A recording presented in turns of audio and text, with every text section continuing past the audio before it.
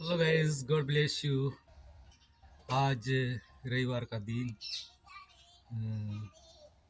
Meeting में से आने के बाद इधर ऊपर में बैठा हुआ सोचा एक प्रभु के बारे में। रात में जो मैंने जो पढ़ा था, यिर्मयाह की किताब में पढ़ा था कि પાળકો પાસેથી અધિકાર છીનવી લેવામાં આવ્યો છે।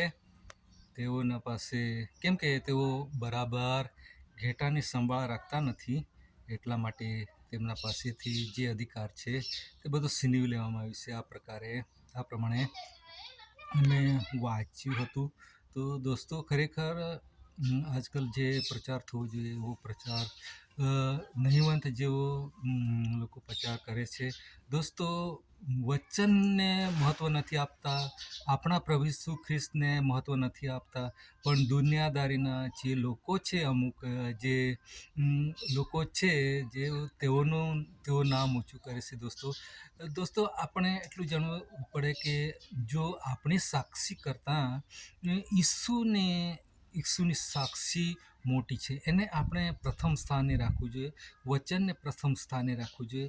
કેમ કે દોસ્તો, જ્યારે બાઇબલમાં આપણે જ્યારે વચન વાંચીએ છીએ ત્યારે વચન થકી જ આપણને બધું જે કંઈ આપણા જીવનમાં ખામીઓ છે તે બધી ખામીઓ આપણે વચન દ્વારા આપણને એ બધી ખામીઓ જાણવા મળે છે અને આપણે સુધારવાની તક મળે છે। અને એ સુધારવાની તક તો આપણો પ્રભુ ઈસુ ખ્રિસ્ત, જેણે આકાશ અને પૃથ્વી બનાવી છે, તે પ્રભુ આપણા પર દયા કરે છે અને આપણા પર કૃપા કરે છે અને આપણને જ્ઞાન, બુદ્ધિ, ડાપણ અને આપણને ચંગાઈ આપે છે, આપણને છુટકારો આપે છે, આપણે બંદીખાનામાંથી છોડાવે છે અને તેને આપણે આ પૃથ્વી પર આપણે તેને સ્વતંત્ર છોડ્યા છે।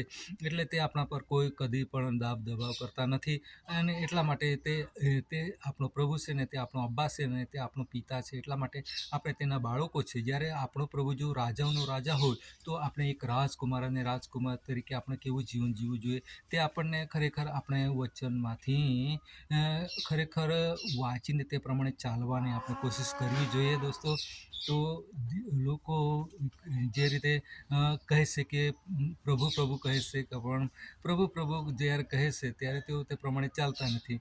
એટલા માટે કે ખરેખર જો આપણો પિતા જે છે તેની સાક્ષી ખરાબ ન થાય તેના માટે આપણે સારું જીવન જીવવું જોઈએ। દોસ્તો, દુનિયાના લોકો એવા જેવો ગુરુ જેઓને માને છે, તેઓને કેટલું માન સન્માન કરે છે, પણ જ્યારે તેના ચેલાઓ જ્યારે સારું કામ નથી કરતા ત્યારે ખરેખર તે જે ગુરુ છે તેનું નામ બદનામ થાય છે। દોસ્તો, અને જે બાબતને તેઓ માને છે, જે ગ્રંથને તેઓ માને છે, તે ગ્રંથમાં લખેલી જે બધી બાબતો તે ખોટી ઠરાવે છે। એટલા માટે દોસ્તો, ખરેખર એક પિતા તરીકે જ્યારે આપણા બાળકો સારું ને જીવન જે સાક્ષીઓ ત્યારે બગાડે ત્યારે ખરેખર પિતાનું નામ બદનામ થાય છે। એટલા માટે જ્યારે આપણે ખ્રિસ્તી જીવન જીવ્યા છે ત્યારે આપણે પોતે અગર સારા જીવતા હોય તો આપણે હું ખ્રિસ્તી છું એવું તરીકે આપણે કહી શકાય। પણ જો સારું જીવન નથી જીવતો, હું ખ્રિસ્તી છું પણ સારું જીવન નથી જીવતો, તો પછી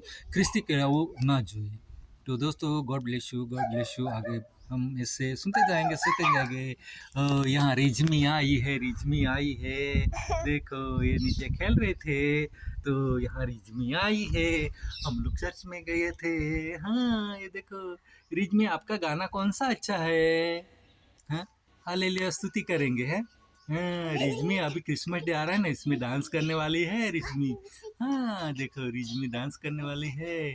मेरा यीशु आया, मेरा खुदा आया, मेरा प्रभु आया, मेरा डैडी आया। हाँ, मेरा डैडी आया यीशु, मुझे बचाने आया, मुझे संभालने आया, मुझे उद्धार करने आया, वो मुझे ताजगी देने आया। है ना? हमारा खुदा कितना अच्छा है, हमारा प्रभु बहुत अच्छा है। वो हमें प्यार करता है, हमें लाड़कू करता है ना, लाड़कू करता है ना, लाड़कू करता है। हाँ, हमें लाड़कू करता है। हमारा डैडी यीशु, हमारा डैडी जीसस हमें लाड़कू करता है। Thank you. God bless you. आमीन।